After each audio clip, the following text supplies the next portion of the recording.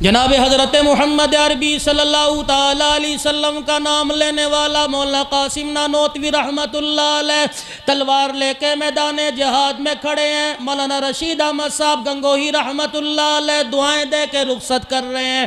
شاملی کا میدان ہے۔ مولانا قاسم نانوتوی رحمت اللہ علیہ کے دماغ میں انگریز کی گولی آ کے لگی، اندر رہ گئی باہر نہ نکلی، آنکھوں کی بینائی چلی گئی، ٹٹولتے ہوئے ٹٹول میدان میں آ رہے ہیں۔ حضرت گنگوہی رحمت اللہ علیہ کی نظر پڑ گئی، فرمایا قاسم کیا بات ہے؟ کہ انگریز کی گندک کی گولی دماغ کے اندر چلی گئی، آنکھوں کی بینائی چلی گئی۔ آپ نے فرمایا کوئی ڈاکٹر کو بلانے کی ضرورت کوئی نہیں، کوئی طبیب کو بلانے کی ضرورت کوئی نہیں، دوا لانے کی ضرورت کوئی نہیں۔ حضرت گنگوہی میدان کے اندر آلتی پالتی چونکڑی مار کے بیٹھ گئے۔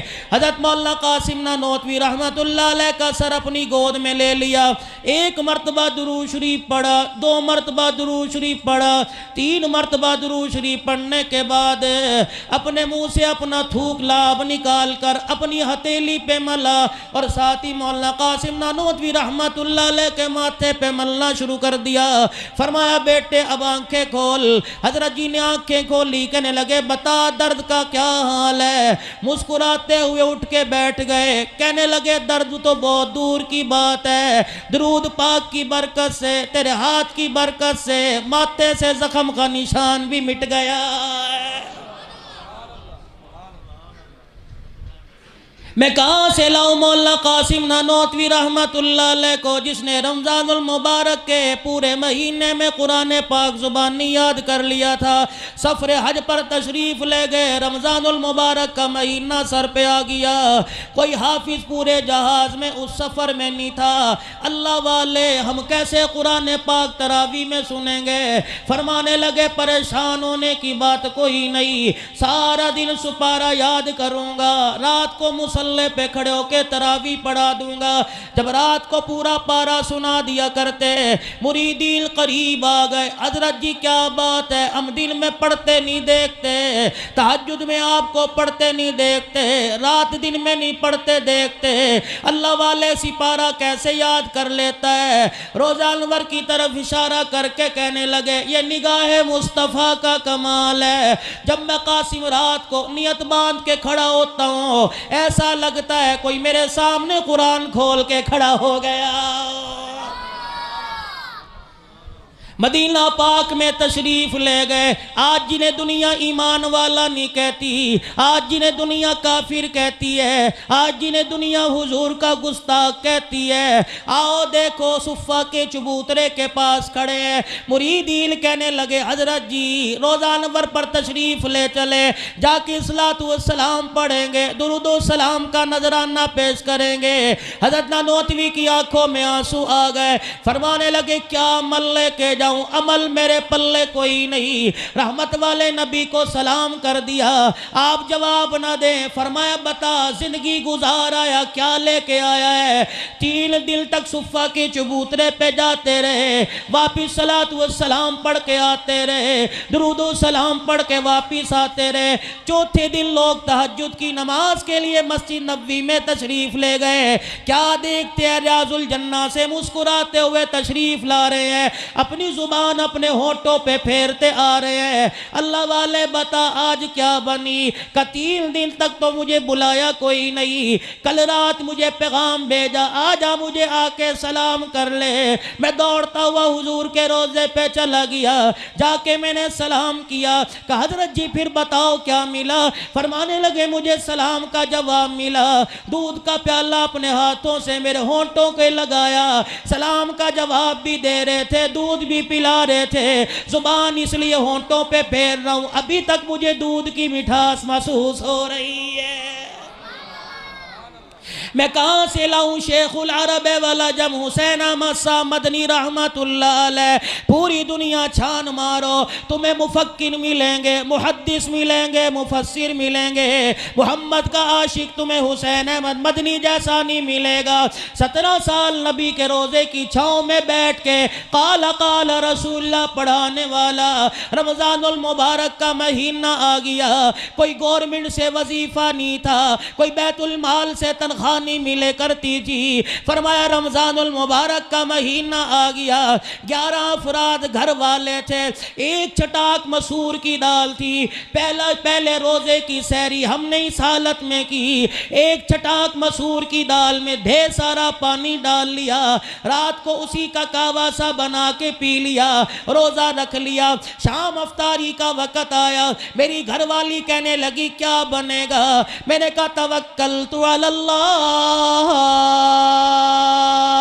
اللہ کی ذات پہ بھروسہ رکھ کر۔ افطاری کا وقت چلا گیا، کھجور کے دانے سے روزہ افطار کر لیا، اگلے دن کی سحری کا انتظام کوئی نہیں تھا۔ رات کو میں چپکے سے مدینے کی گلیوں میں نکل گیا، اہل عرب کے گھر کی سبزیوں کی چھلکے گلی میں میں نے پائے دیکھے، میں نے وہ چھلکے اٹھا لیے، گھر کے اندر لے آئے، اسی کا ہم نے یخنی سی بنا کر، اسی کا ہم نے سوپ بنا کر پانی پی لیا۔ اللہ والے، اس چٹاک دال کا کیا اثر تھا، اس سفوف کا کیا اثر تھا، اس یخنی کا کیا اثر تھا، چھلکوں کے سوپ کا کیا اثر تھا۔ فرمانے لگے جسمانی طاقت کا پتہ کوئی نہیں، روحانی طاقت میرے اندر اتنی آ گئی تھی، اور تو مجھے پتہ کوئی نہیں۔ اللہ غنی، اس تقوی کی برکت سے ہر 8ویں دن کالی کملی والے کی زیارت مجھے نصیب ہو جایا کرتی تھی۔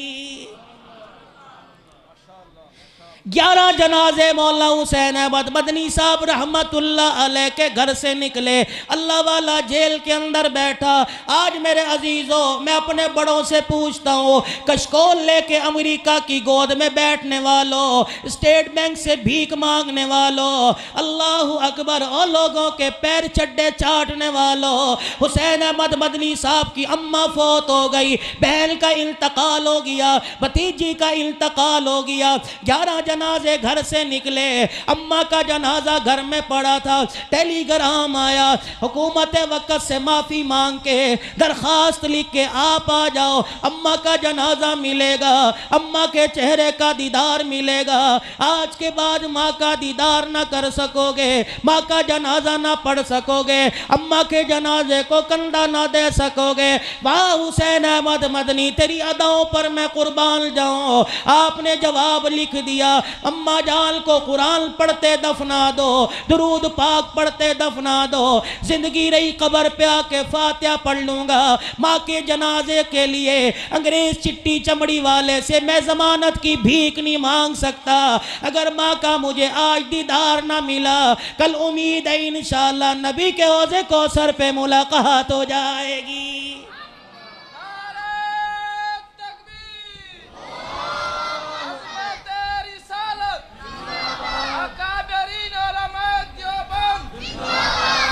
میں کہاں سے لاؤں؟ مولانا ابو الکلام آزاد رحمت اللہ علیہ تحریک کا مجاہد ہے، رانتی جیل کے اندر بیوی نے ٹیلی گرام لکھ دیا، بیوی نے تار بھیج دیا، ابو الکلام آزاد زندگی کے آخری دھاڑے چل رہے ہیں، پتہ نہیں زندگی وفا کرے یا نہ کرے، کوئی پتہ نہیں کس وقت آخری ویلا آ جائے، کس وقت زندگی کی سانسوں کا تار ٹوٹ جائے، ایک مرتبہ آ کے مل جا۔ ابو الکلام آزاد رحمت اللہ علیہ کو جب یہ خط ملا، آپ نے جوابی کاروائی پر خط گھر بھیج دیا، اے میری گھر والی، ساری زندگی میں انگریز سے ٹکر لیتا رہا، آج کیا چاہتی ہے؟ تیرے سے ملاقات کے لیے اس سے بھیک مانگ کے آ جاؤں، یہ تو نہیں ہو سکتا، ساری زندگی چکی پیستے پیستے مر جاؤں گا، پھانسی کے گھاٹ پہ چڑھ جاؤں گا، تلواروں کے سائے میں زندگی گزار دوں گا، لیکن تیرے لیے میں انگریز سے بھیک نہیں مانگ سکتا۔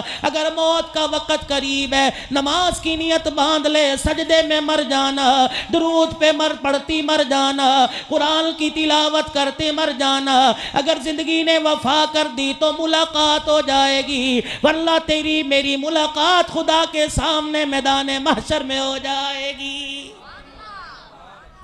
میں کہاں سے لے کے آؤں؟ امیر شریعت عطا اللہ شاہ بخاری رحمت اللہ علیہ، اللہ اکبر، انڈیا کے اندر امرتسر کے اندر اسٹیج پر بیٹھ کے سورہ یوسف کی تلاوت شروع کر دی، فجر کی اذان ہو رہی تھی، عطا اللہ شاہ بخاری اللہ کا قرآن پڑھ رہا تھا، جب سورہ یوسف کی تلاوت ختم ہوئی، 500 سکھ مجمع میں سے کھڑے ہو گئے، عطا اللہ شاہ بخاری اسٹیج سے بعد میں نیچے اترنا، پہلے ہمارے تمہارے ہاتھوں سے گرو نانک کا کنگن اتروا کر حسین کے نانا کا کلمہ پڑھا دے۔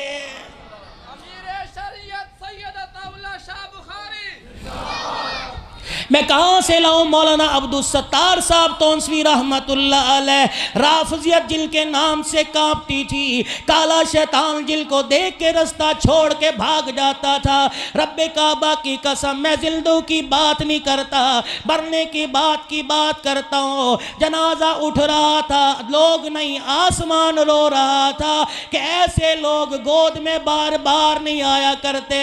کتنی عظیم ماں ہوگی جس نے عبدالستار تونسوی جیسا فرزند پیدا کیا، جس کا جنازہ رب کعبہ کی قسم ادھر جا رہا تھا، رافضیت کے منہ پر تماچا لگتا جا رہا تھا، خارجیت کے منہ پر تماچا لگتا جا رہا تھا۔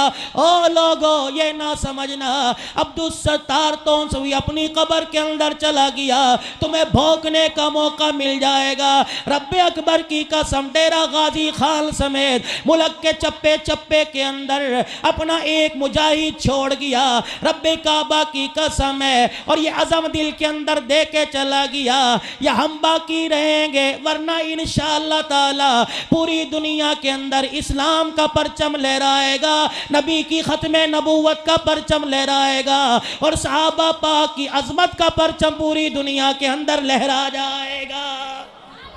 امام اہل سنت حضرت تونسوی، آج میرے عزیزو اللہ اکبر، کوئی بھی جماعت ہو، یہ سارے ایک گلشن کے پھول ہے۔ جمعیت اپنا کام کر رہی ہے، دعوت و تبلیغ کے شعبے والے اپنا کام کر رہے ہیں، اہل سنت والجماعت والے اپنا کام کر رہے ہیں، یہ سارے ایک گلشن کے پھول ہیں، ہر ایک کی خوشبو علیحدہ علیحدہ ہے۔